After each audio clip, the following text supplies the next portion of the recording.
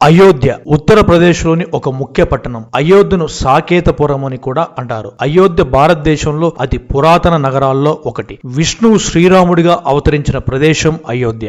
రామాయణ మహాకావ్య ఆవిష్కరణకు మూలం అయోధ్య. ఇది ఉత్తరప్రదేశ్లోని ఫైజాబాద్ జిల్లాలోని ఫైజాబాద్ ని ఆనుకుని ఉంది. అయోధ్య కోసల రాజ్యానికి రాజధానిగా ఉంటూ వచ్చింది. అయోధ్య శ్రీరాముని చరిత్రలో చాలా ప్రాముఖ్యం ఉన్న నగరం. శ్రీరాముడు ఈ నగరంలో జన్మించినట్లు చరిత్ర చెబుతుంది. రామాయణం ఈ నగర వైశాల్యం 250 చదరపు కిలోమీటర్లుగా వర్ణించబడింది. ఇది పతిత పావని అయిన గంగా నదీ తీరంలో ఉంది. అలాగే సరియు నది కుడివైపున ఉంది. అయోధ్యను రాజధానిగా చేసుకుని సూర్యవంశ రాజైన ఇక్ష్వాకు కోసల రాజ్యాన్ని పాలించాడు. 63వ సూర్యవంశ రాజైన దశరథుడి రాజ్యసభగా అయోధ్య ఉంది. దశరథుడి కుమారుడే శ్రీరాముడు. అయోధ్యను రాజధానిగా చేసుకుని హిందూ దైవమైన మన శ్రీరామచంద్రుడు పాలించాడని చరిత్ర చెబుతుంది.